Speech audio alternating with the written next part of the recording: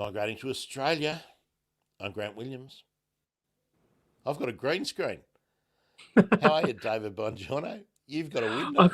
I've got a window and a green shirt, a green T-shirt. How are you, Grant? Are you good? Oh, look, I think I touched on this in the last episode. It's like Groundhog Day. I think when you're in these COVID lockdowns, it's like somebody should do it. Somebody should do the maths. Somebody should do the maths on how much time we've experienced in lockdown with our Premier Dan Andrews versus the time when he was off recuperating from his injury, and we had James Molino. It'd be very interesting to see who has the heavier hand. I think we know the answer to that, but it'd be interesting to see what type of lockdown we had under Molino. Do you know off the top of your head? No, because it's just been the bloody same where I live, mate. You know, don't. It's awful. It's awful. It just never ends over and here. As we podcast, there's been a protest in the city, which will probably lead to further sanctions, further restrictions. Yeah, but it could be worse. We could be in Sydney, David, where they topped 800 and I think it was 820 something cases today. So they're in for a real long haul, and we won't make any jokes or anything. No jokes. But poor Sydney siders are stuck in lockdown till what, the end of September? Well, they'll experience a lockdown similar to ours last year. They've already been in for 2 months. They're going to be in for at least another 2. The thing that will bring them out will probably be if we get enough people vaccinated in time. But hey, let's not talk about the Lambda variant, which doesn't seem to respond as well to vaccines. So look, let's hope that it all moves forward positively, and let's talk doctors, David. Doctors, COVID. Good segue from COVID to doctors. The podcast today is for those who are listening. It's for onshore medical students who are studying medicine at Australian universities. Very much valued migrants to this country, very much needed. And what we'll do is it's designed for those who are finishing their course this year, graduating this year, and those who are listening who are in earlier years of their degree, they'll still get some value out of the podcast because we deal with concepts that they can become familiar with over subsequent years, visa subclasses, actions that need to be taken. And so let me just tease a couple of things out, David, too, that for graduates, you have to be onshore, but Australia is accepting doctors from overseas if they 100%. Have prearranged 100%. Employment. Doctors with prearranged employment can come in on 482 visas with no problems whatsoever. If you're a doctor who's offshore and you want, and you're wondering about immigration, this podcast is not for you. We'll do a separate one for you guys. This is for guys and girls in their 20s and 30s who are doing medical degrees in this country and what they can do to stay here and progress through temporary residency to permanent residency, and if they're of the mind and the desire to become citizens if they're allowed under the laws of their country as well. So the first question I've got about this, David, is what does somebody need to do if they're a medical student and they finish their course this year? They might graduate at the end of this year or early next year, that's whatever, but that their formal education finishes this year. What do they need to do in preparation for laying a path for migration? They need to be very organised, and because they're doctors to get through 5-6 year medical degree, they are by nature very organised. One of the interesting points you raised in that question is graduation. The actual testimony and the ceremony where you go up on stage and shake the dean's hand for migration, if you've got that certificate, it's nice, but it's irrelevant. What key counting when you finish your course, you need to get your letter of completion, your academic transcript. These are vital. This is proof positive you finished your course. You've successfully completed. So when your results come out, one of the first things you need to consider is getting a letter of completion from your medical faculty, from the student service, and your letter of completion and academic transcript. The letter of completion has your name, age, what you studied, when you started, what language the course was in, the duration of the course. Your academic transcript will show all your grades through to your final grades. You don't provide for migration a provisional transcript, an online transcript. You order and pay for. Usually they're on a nice polymer paper grant. Sometimes they're not, but it's an official transcript. With that sort of watermarky print. That's it. They have, with a watermarky print, absolutely. And that's what the number. You generally have to head off to the registrar's office. That's right. The academic registrar. And do it before you go on vacation. And if you are finishing medical school this year, your vacation can be in Victoria, New South Wales, Queensland. It cannot be overseas. Anybody listening? I'm guessing once you've got your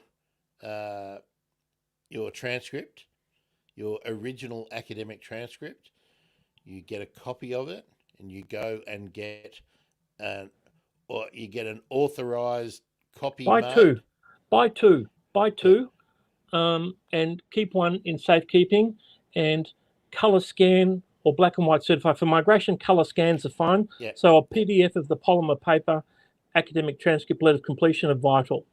Now, if you submit the original, it still needs to be endorsed, doesn't it, by somebody? No. Never, because the first visa.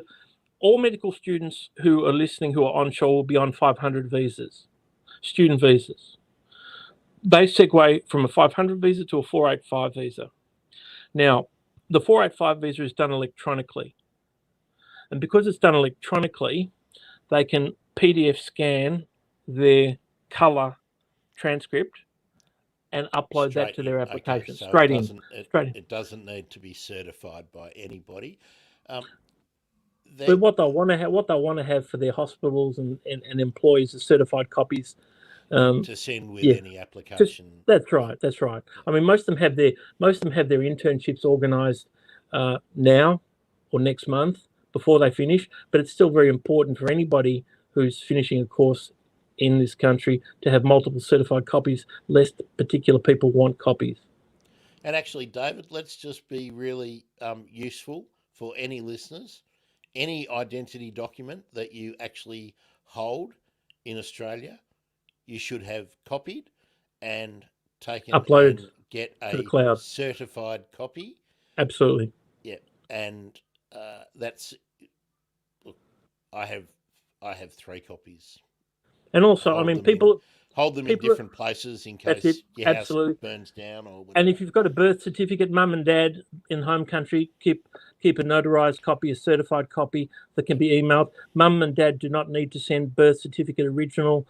Original documents are too precious. If the department wants an original document, they'll ask for it. Do not provide in any shape or form an original document to a department office by mail. They stress, do not send original documents. You can upload PDF versions of original documents and maintain possession of original documents, but do not send to student visa centres, post-study work right visa centres, any centre. Do not send in the mail any original documents whatsoever. None. Good. The department doesn't want them. With the 485, one of the things anybody who's finishing their medical degree this year needs to consider doing is the English test now, because towards Christmas, medical students, medical grads will be competing with students from other faculties and other disciplines to do their English, so there'll be a bottleneck. And with the pandemic, there may be centre closures and there may be reduced opportunities to sit the test. So medical students who have the capacity now should look to do their IELTS, academic IELTS general, or PT academic test for migration purposes for their 485. Now, it's valid for 3 years, Grant, so they don't need to wait till December. Anybody who's finishing at Christmas will have their student visa typically expiring March 15 of 2022. And so while there's time, they'll be competing with all the other graduates from all the other faculties of all the other universities for a test spot. So if doctors are able to do it now because it's good for 3 years. Yep. And what we always say about the the tests, be it IELTS or PTE. Pitman. You can learn how to do the tests. 100%. 100%. So if you're not confident in your ability, arrange for a tutor or some group sessions or however. And if you want a tutor that we endorse on the Migrating to Australia podcast, listen to an earlier podcast with Ali Shahsavan. Ali, in my opinion, is probably the best IELTS PT tutor in the country. That's why we had him on the podcast. And of course, Ali is available. Let's hang his shingle out. He's available. Like everything at this time of the year, you need to book. You need to act book early. But Ali helps people here, overseas. Geography with IELTS tuition. Geography is irrelevant because Ali can conduct Zoom, Skype, WhatsApp tutorials. It's about test technique. IELTS academic, IELTS general, PTE, are not about how good you are at reading, writing, listening, or speaking.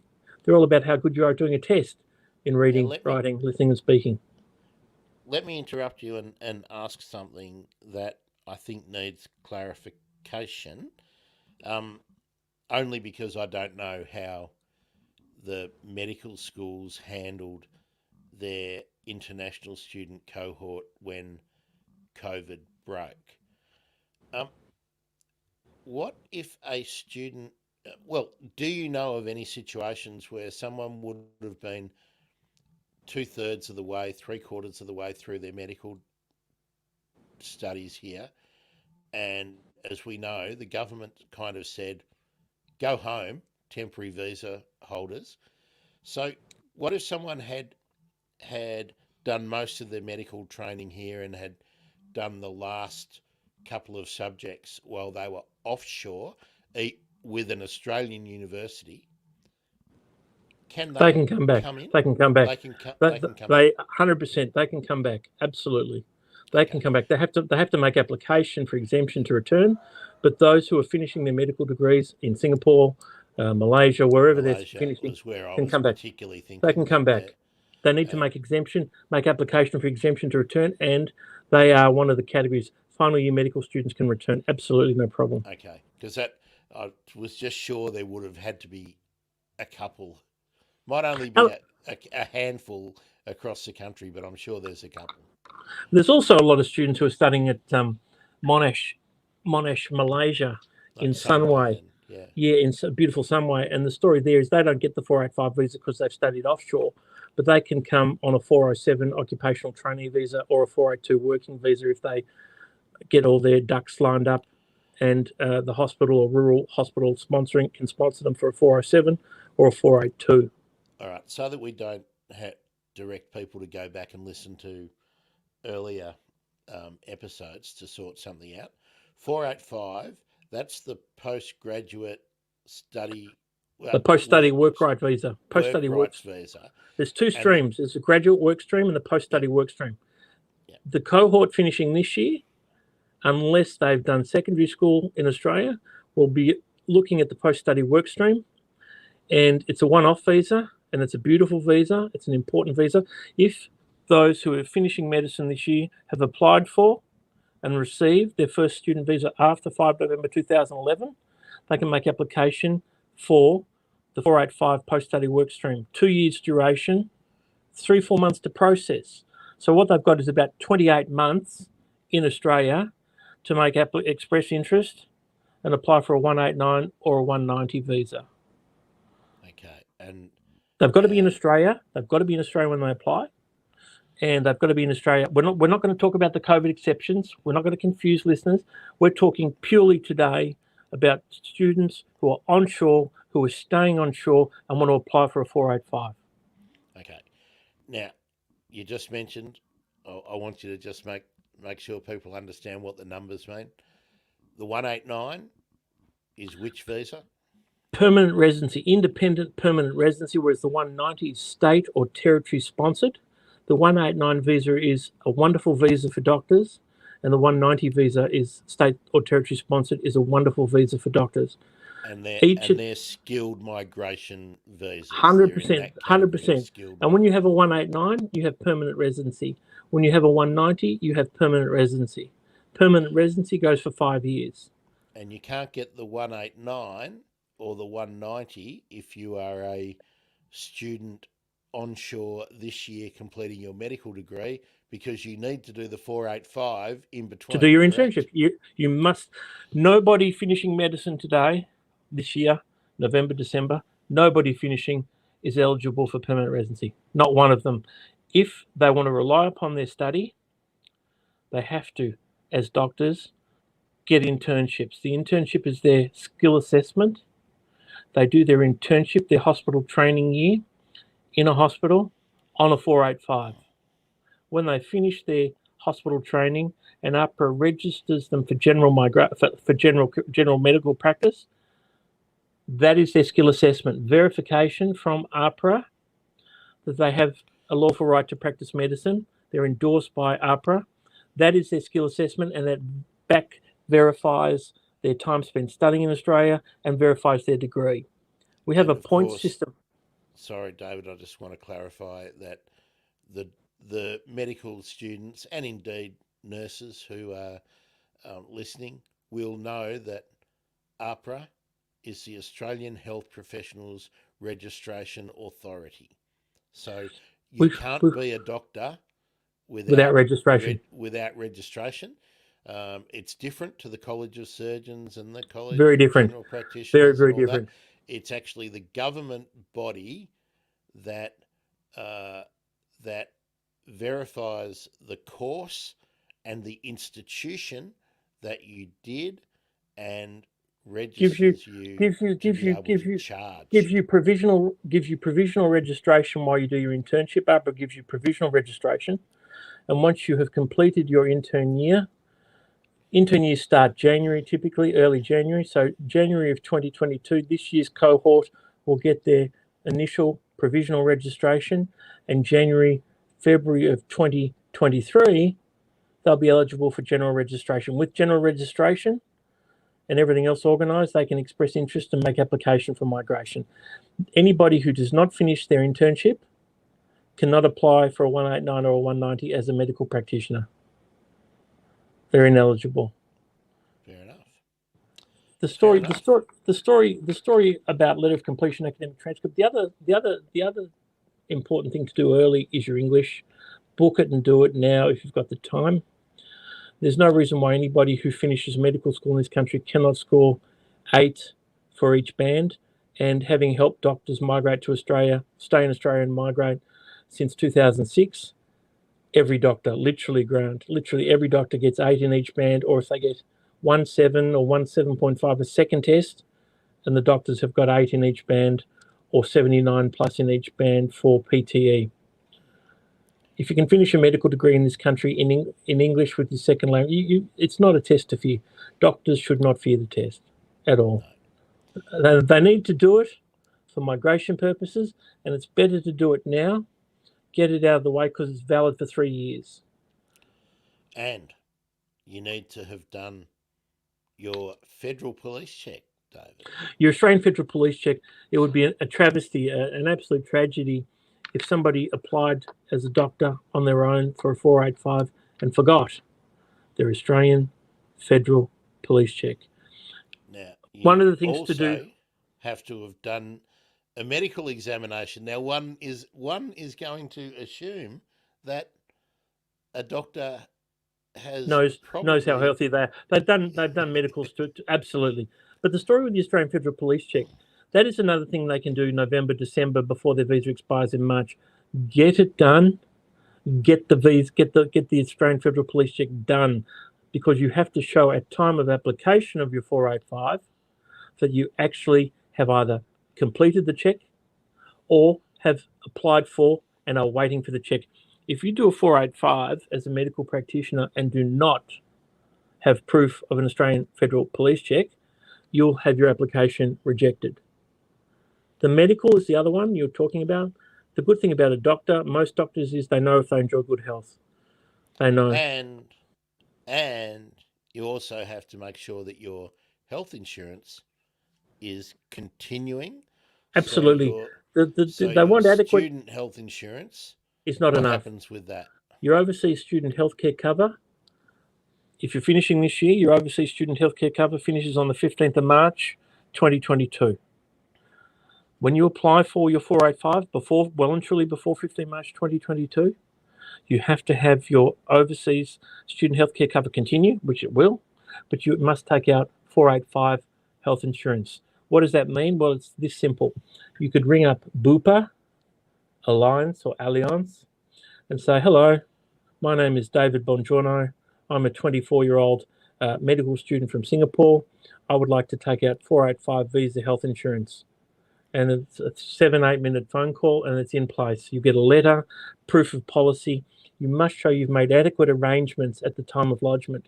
Adequate arrangements means maintenance of your 500 student visa overseas student healthcare cover till March 15, and the implementation or proof of application and of actualization of health insurance. If you have two policies, it doesn't matter.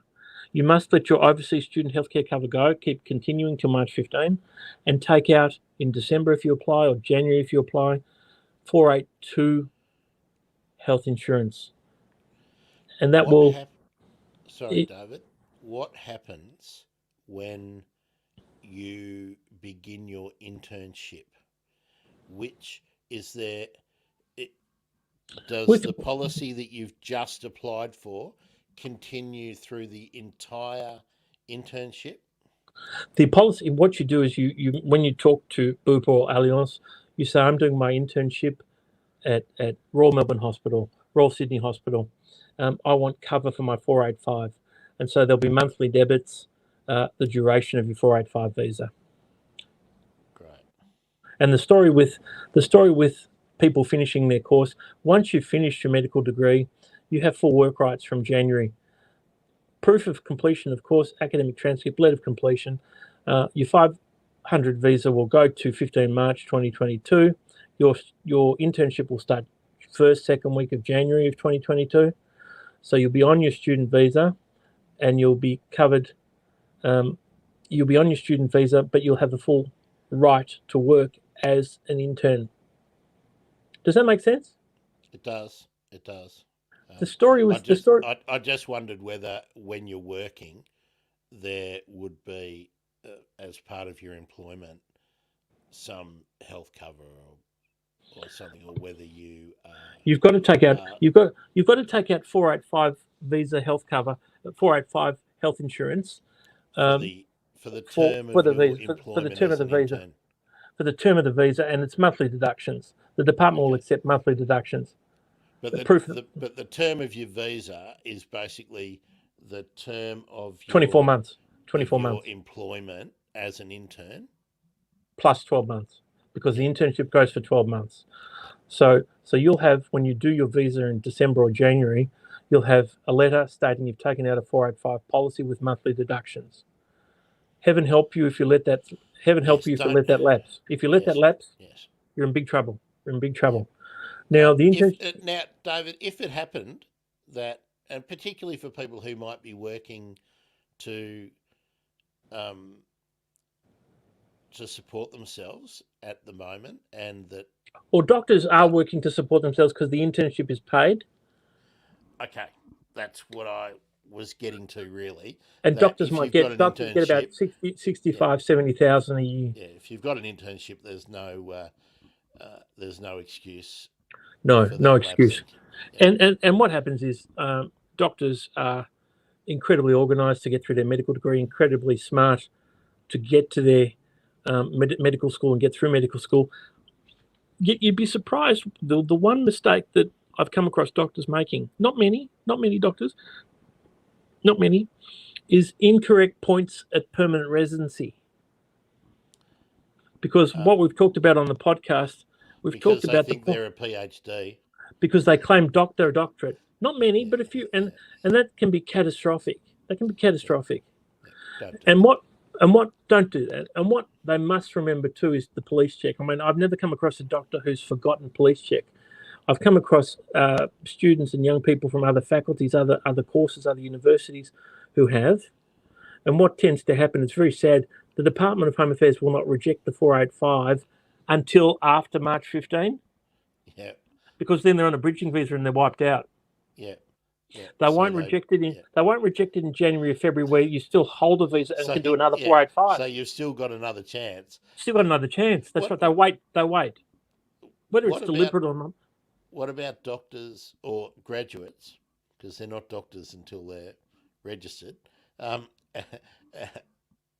What about graduates who forget to do their health check, David? Does that happen? Oh, thank God it doesn't, because they're very familiar with the policy and they listen to our podcasts and come to my talks, so they all know about they've got to do their medical exam, they've got to do their health insurance, they've got to do their police check, they've got to do their English.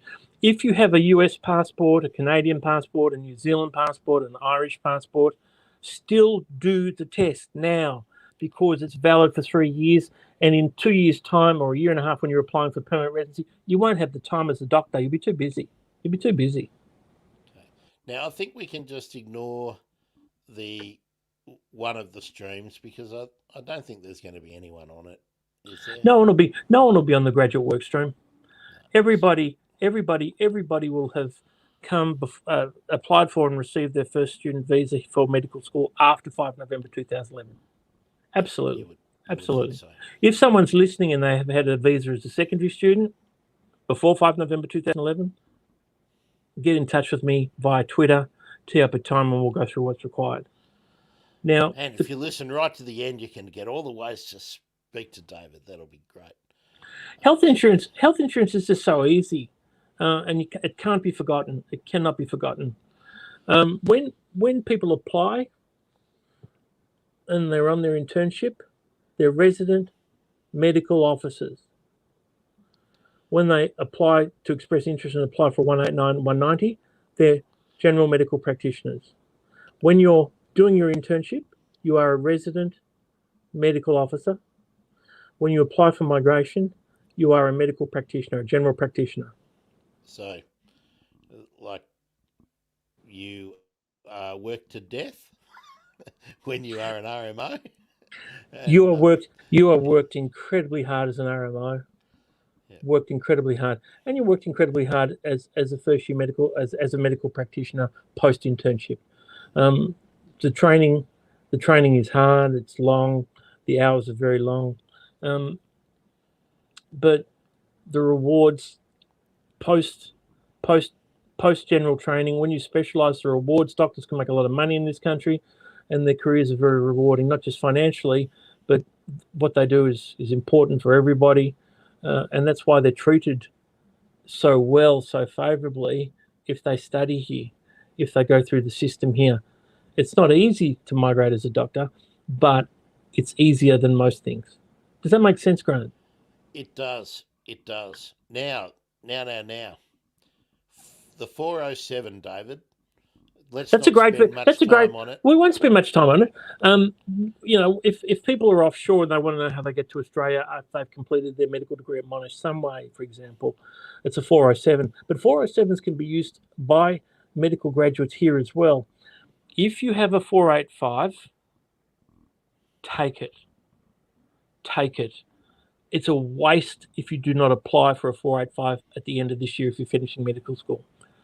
If for some reason you haven't got your English right, or you're super young and you haven't entered the major point category of 30 points, and you're not quite ready to express interest and migrate after you've done your internship, and if you're coming to the end of your 2-year 485 and you haven't been invited, a 407 can be applied for. And hospitals will like that. And they'll give you a 407. David, I have to ask. They can do a 482 as well. What is a situation where you are onshore and you can't get a 485 as a medical resident? What is the situation? I'm just trying to. You mentioned age, so could it be possible that someone was a super genius and they graduated high school at 15 or 16 and finished medical school at 21. Completed medical school, at 20 21, or 21 22. because they're a super genius. What happens is they get 25 points for their age, 20 for their English is 45, 15 for their degree after internship, and 5 for their Australian studies. So they get to expression of interest, but what happens sometimes, they do get to 65, complete their internship and can claim 65, 70 points. But what happens sometimes is, or what happened pre-COVID was only doctors who are of a higher score were being invited. Yep. During COVID and in this semi-post-COVID, semi-new Delta stream phase of the pandemic, they're picking doctors on occupation, not on score. Okay. So if you had a first student visa as a secondary student and did apply for a student visa and receive one before 5 November 2011, you would get an occupational trainee 407 visa to do your internship. But the situation could also arise where you were an accelerated completer, for want of a better word, of secondary school and of your medical training, and you would satisfy the 65 points, which is the minimum required for skilled migration, but you might not get selected because you don't get 85 or 90 points based on your age. That was pre-COVID. That's what happened with pre-COVID. Yeah. So now the 407 would give you an extra pathway solely because you're a medical graduate. To stay here, absolutely. And the hospitals will put you on a 407.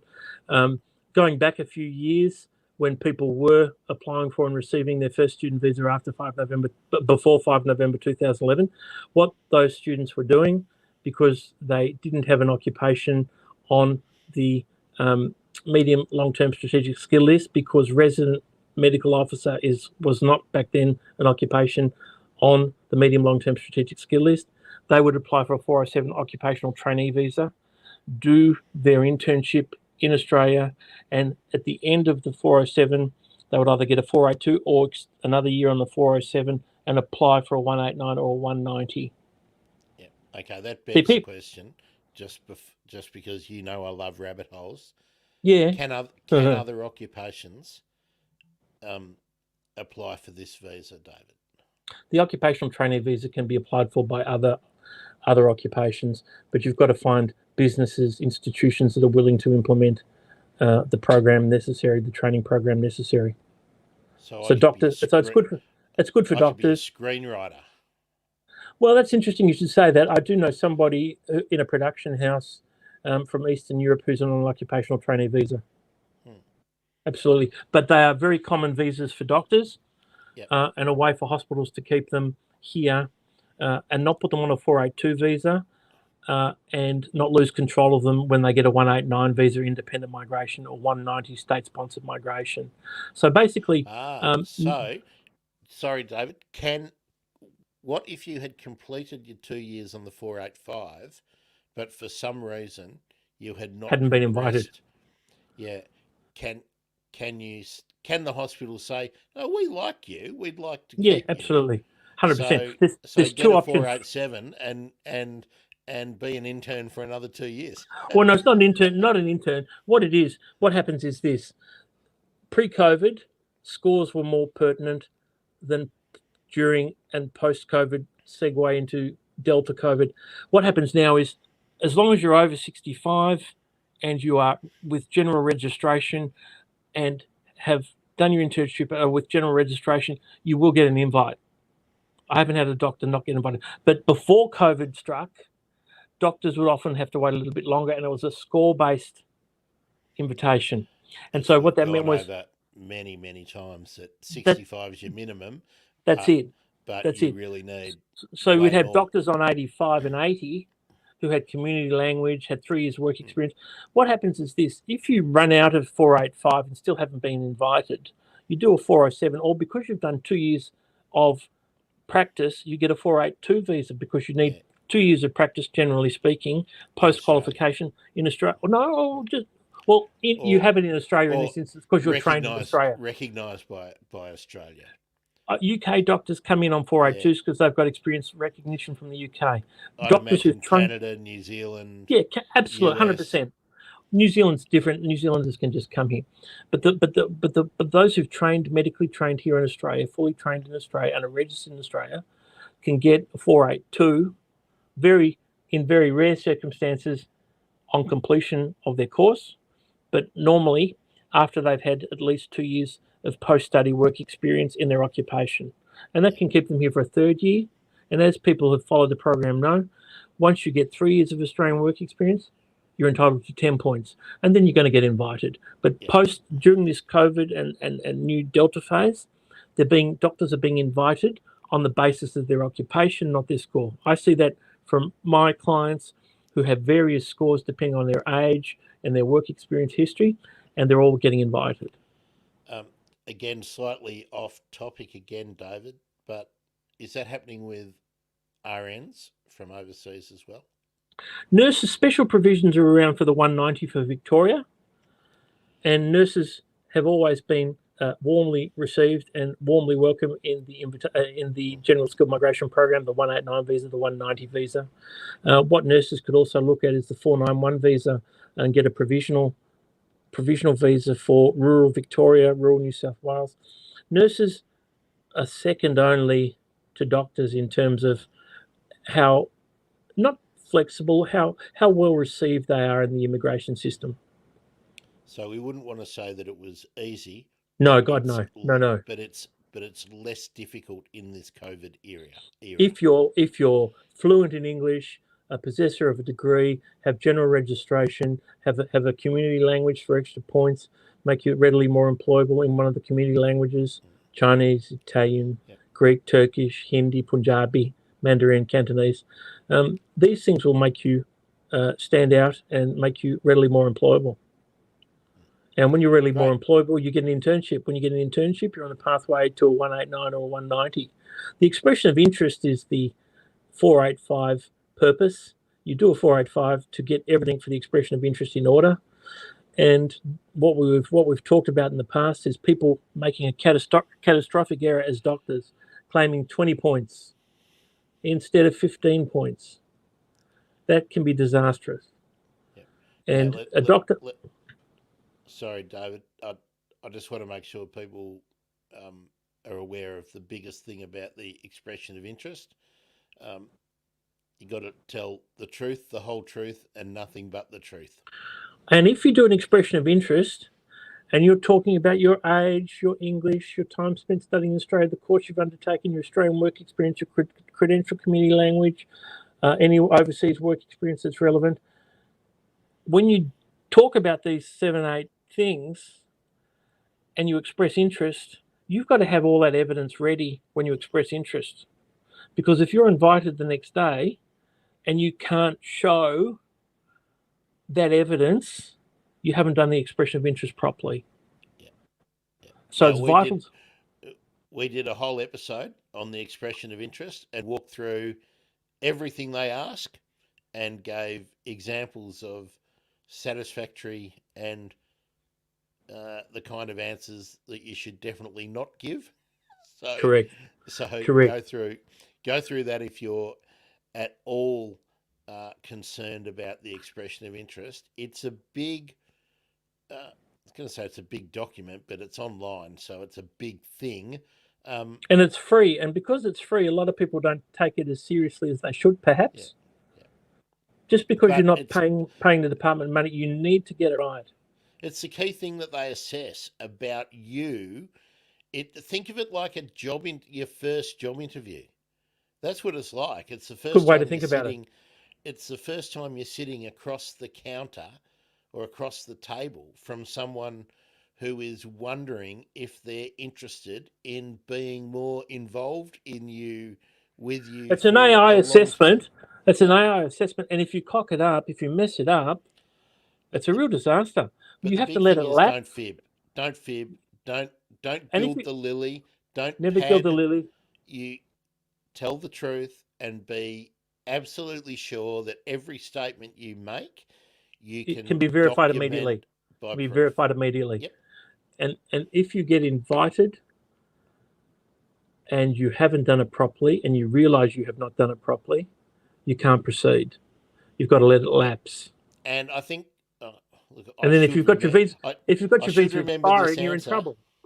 I should remember this answer, David. But if somebody is listening to us now and they realise that, I maybe did gild the lily a little bit in my expression of interest, and they haven't been advised of the outcome of yet, can they go and edit it and make it if they've been invited, more real? It freezes when they're invited. So if they haven't been invited, they can amend it. If they have been invited, they cannot amend it. What they have to do is let it lapse. So and if your visa's expiring, but can you go in and edit it? Only until invitation. If you realise post-invitation, too late. Yeah, no, that's what I wanted to get clear. If you put an EOI in now, an expression of interest, and you've just realised, I probably can't prove that year of work experience that I said about, they can go in and take that year of work experience out if they can't verify. You can amend. Absolutely. If you make an error. Or you could say, I did do this work, I have not been able to get this, but this is the address where I did it and this is who I did it with. It will probably be discounted as being important. But what happens, once you're invited, you're locked in, and if you commit, once invited, you must not lodge if you've done it incorrectly. If you've done it correctly, you can lodge. But if you have not done it properly, you cannot lodge. Okay, so if you haven't done it properly and you've received an invitation, they then need to contact you, don't they? Because and we can look and actually determine whether it has been done incorrectly or not. Because the next move you make is crucial. Correct. Whatever you do next will affect the outcome. It's either going to be okay or it's either going to be a disaster. And what happens is if you're in ignorant bliss and you lodge your application, pay the money, and the department comes back with a rejection, and you are running out of visa, or you've run out of visa and you're on a bridging visa, you become what's called Section 48 barred, because you no longer, once again, what I was saying earlier, they reject visas on the bridging visa because of processing time, and you have to put in an application for review to stay here.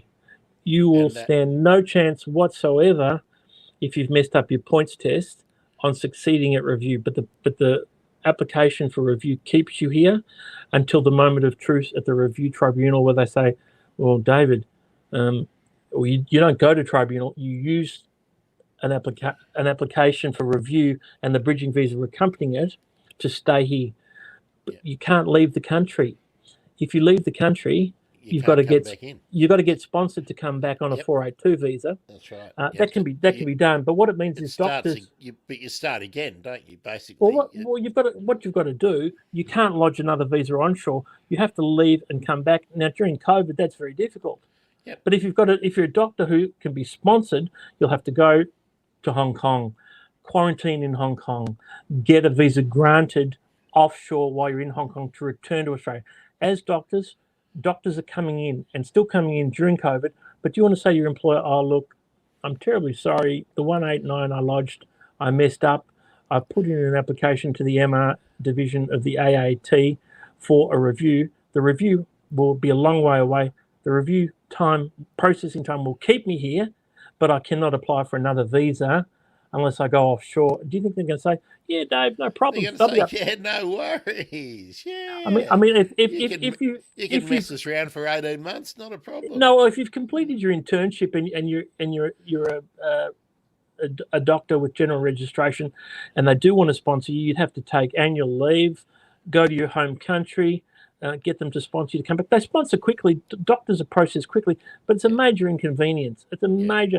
You don't ever want to be Section 48 barred, because you cannot do a substantive, appropriate visa if you're Section 48 barred. Now, Section 48 barred, is that is that like the 3-year exclusion? Does that mean that if What you happens went is to review, I'll if give you you an went to example. review and lost Oh, because you don't go. did, You go to review, but when they invite you, you withdraw because you stand no. If you've messed up your points test, you stand no chance of success. I'll give you an example. Doctor does his own points test or her own points test, claims 20 points, lodges application themselves, gets rejected.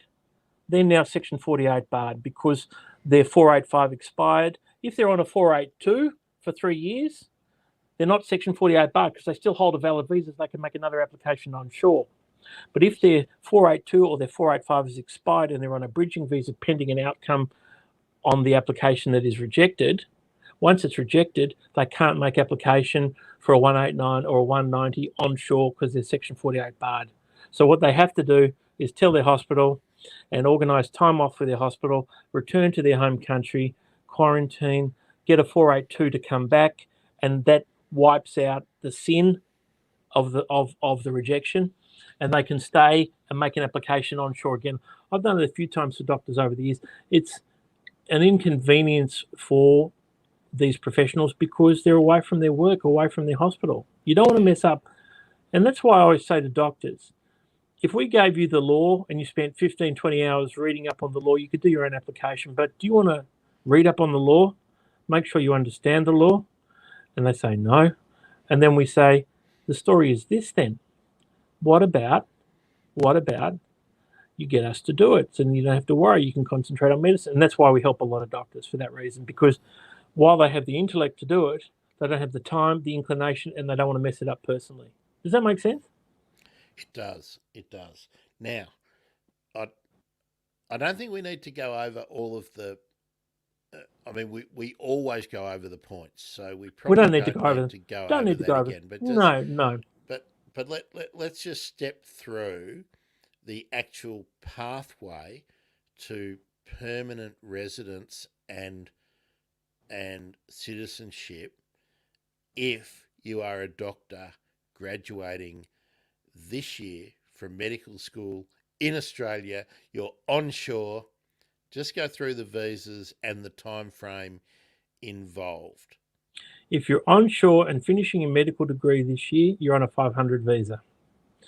In January, you begin an internship because you'll secure an internship, and you'll have applied for or will apply for a 485 visa, post-study work stream, before March 15. That will take 3 or 4 months to process, and you'll have 24 months on a 485 to do an expression of interest and apply for a 189 or a 190, depending on what you express interest in.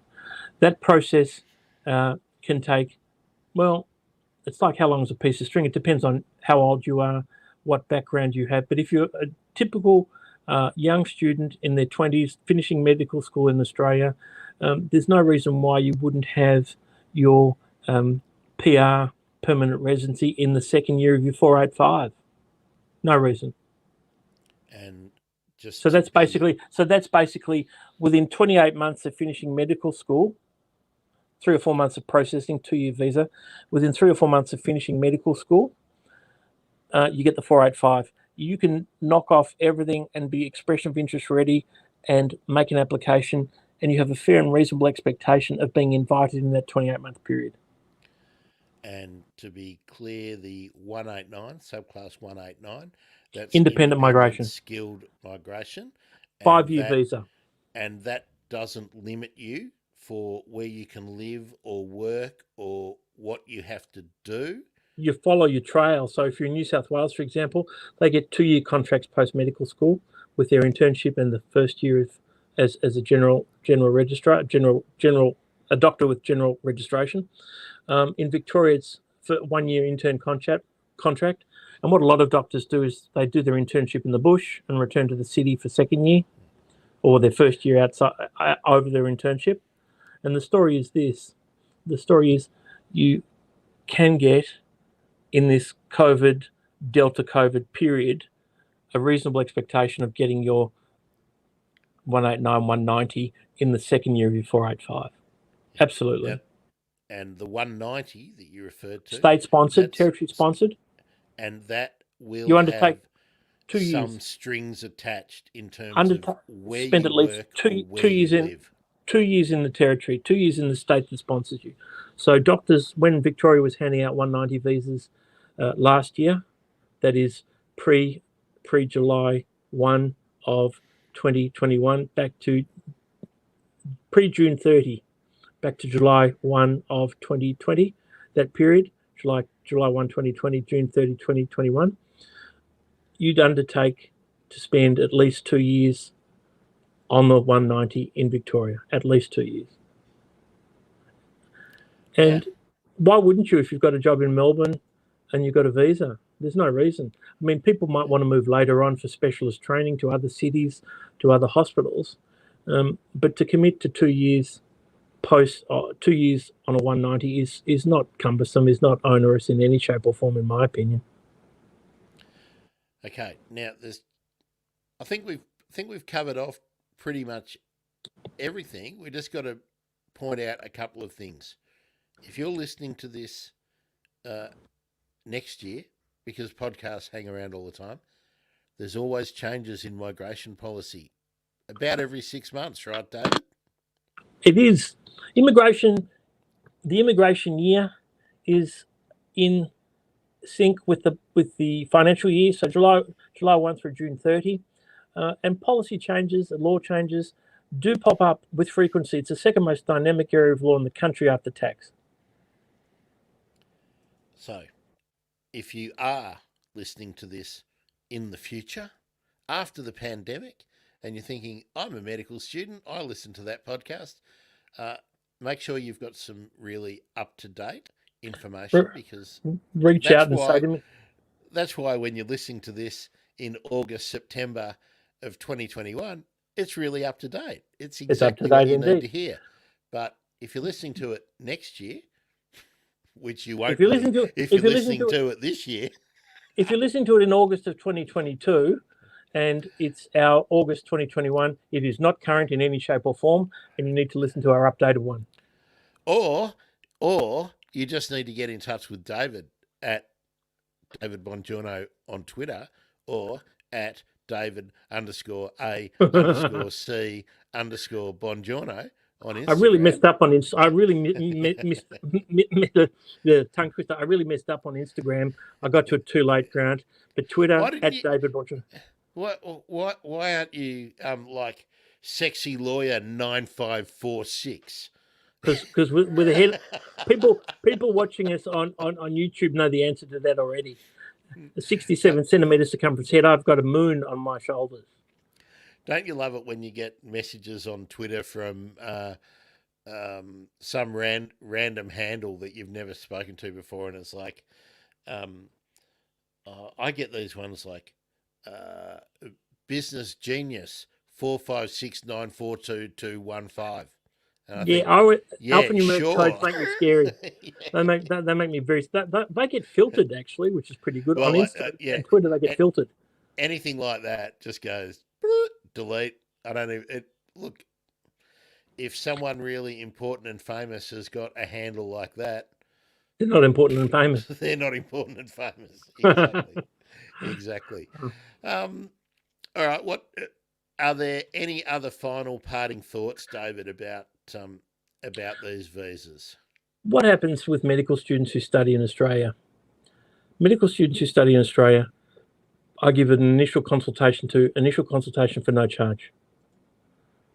Because you're medical students, because you're great contributors to Australia, and you become even greater contributors to Australia. It's my way of saying thank you to you. So everyone who is listening, if they reach out and they are medical students trained in Australia and hospital trained in Australia, I'll give them a complimentary initial consultation, no charge. I reckon you'll probably even extend that to people who might be training at Sunway or something like that too. Correct, 100%.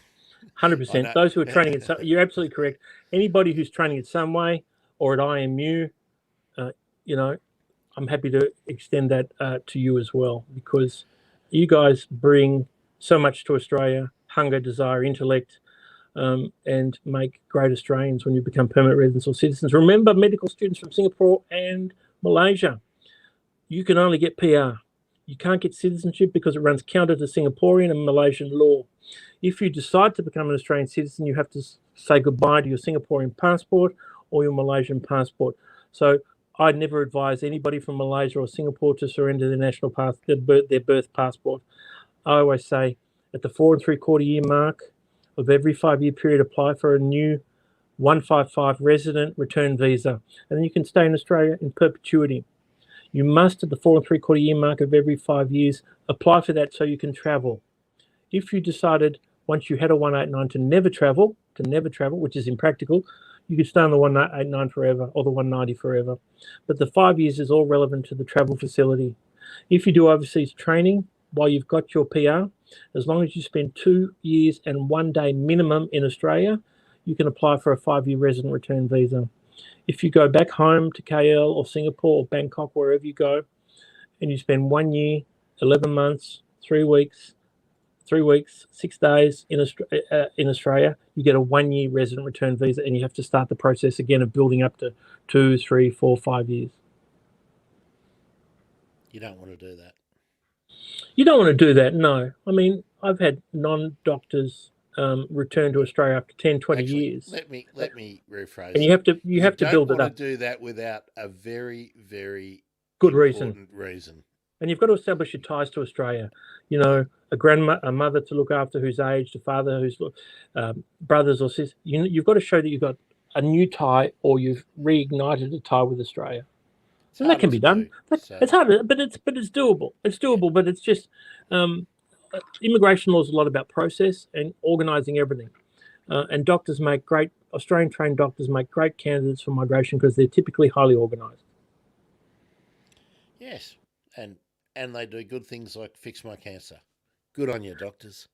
They do great things like fix Grant's cancer. Absolutely.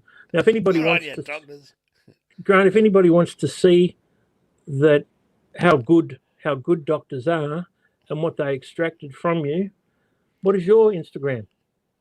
Oh, well, to see that picture, that 16 kilogram ball of cancer.